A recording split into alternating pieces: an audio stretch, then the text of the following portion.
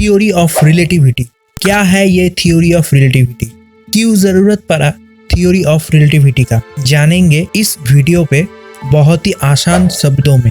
अगर theory of relativity नहीं होता तो शायद आज जीपीएस का इतना एक्यूरेट होना संभव नहीं होता, या फिर गोल्ड का योलो होने का, या फिर सन का इतना एनर्जी का रिसोर्स भी पता नहीं चल पाता। आज का वीडियो थ्योरी ऑफ रिलेटिविटी का पहला पार्ट है, जिसमें हम इसका ओरिजिन और इसके पास्ट के बारे में जानेंगे। एल्बर्ट आइंस्टाइन पहले फिजिसिस्ट नहीं थे जिसने थ्योरी ऑफ रिलेटिविटी का प्रस्ताव दिया। 17th सेंचुरी में गैलीलियो गैलीली ने इस सिद्धांत को रेखांकित किया, जिसको आज गैलीलियन रिलेटिविटी कहा जाता है। गैलीलियो ने यह प्रस्तावित किया कि सभी जड़त्वीय रेफरेंस फ्रेम में लॉज ऑफ मोशन सेम होता है। रेफरेंस फ्रेम का मतलब, मान लो आप बेड पे बैठे हो स्थिर अवस्था में और आपके सर के ऊपर आपका फैन घूम रहा है, उसको आप स्थिर बेड पे बैठकर पर्यवेक्षण कर रहे हो, तो बेड आपका रेफरेंस फ्रेम बन जाता है। गैलीलियो के अनुसार कैसे एक वस्तु का स्थिति और वेग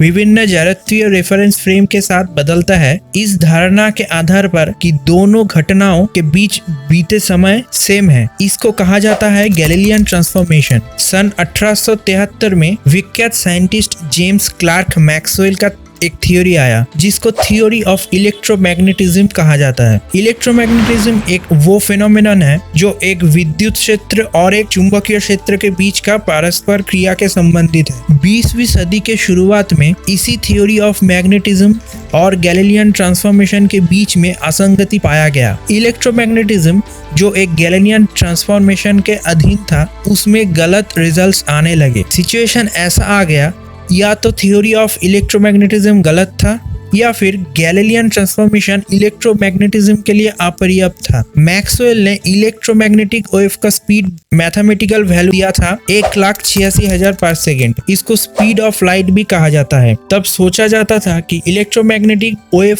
एक माध्यम के जरिए फैलता था और उस माध्यम को ईथर बोला जाता था। बट प्रॉब्लम ये आया कि इस इक्वेशन में ऐसा कोई संकेत नहीं था कि लाइट का स्पीड भी रेफरेंस फ्रेम और ईथर के गति के साथ बदलना चाहिए। आइंस्टाइन की बुक ऑटोबायोग्राफिकल नोट्स के अनुसार मात्र 16 साल के उम्र में लाइट के बिहेवियर के बारे में आइंस्टाइन के दिमाग में सवाल आया था। वो सोच इसी समस्या के समाधान के लिए आइंस्टाइन ने 1905 में थ्योरी ऑफ रिलेटिविटी को लाया, जिसका 2 भाग है।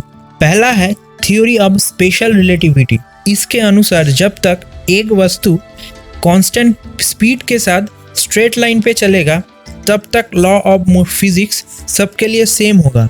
इसको अब ऐसे समझ सकते हो, मान लो आप एक ट्रेन पे बैठे हो और आपके बगल वाला ट्रेन सडनली चलना शुरू कर देता है, तो आप कंफ्यूज हो जाते हो कि कौन सा ट्रेन चल रहा है, आपका वाला या आपका बगल वाला। आइंस्टाइन ने यह भी कहा था कि लाइट का गति हमेशा 1,86,000 माइल पर सेकेंड होता है, जो कि अपरिवर्तनशील है।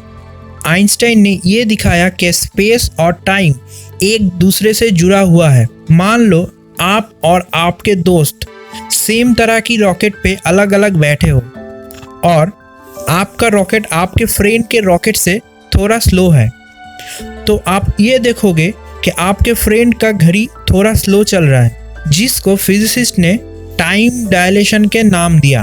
और आप ये भी देखोगे कि आपका फ्रेंड का रॉकेट का साइज थोड़ा छोटा दिखने लगेगा। आइंस्टाइन ने ये दिखाया कि जिसका भी मास है वो कभी भी लाइट के स्पीड पे नहीं चल सकता। अब जितना भी तेज क्यों ना जाए, चीजें उतना ही हेवी होता जाएगा। स्पेशल रिलेटिविटी का और एक परिणाम है कि कोई भी मैटर और एनर्जी इंटरचेंजेबल होता है। That is E = mc²। E का मतलब है एनर्जी, M का मतलब है मास और C होता है स्पीड ऑफ लाइट। क्योंकि लाइट का स्पीड इतना ज़्यादा है कि कोई भी छोटा अमाउंट का मास एनर्जी पे कन्वर्ट हो जाता है। यही कारण है कि एटॉमिक और हाइड्रोजन बम इतना पावरफुल होता है। तो ये था थ्योरी ऑफ रिलेटिविटी का पहला पार्ट। अगले वीडियो पे हम इसका सेकेंड पार्ट लाएंगे। कैसा लगा आज का वीडियो? ऐसा ही वीडियो के लिए चैनल को सब्सक्राइब कर देना और वीडियो को लाइक कर देना। आज के लिए इतना ही। जय हिंद।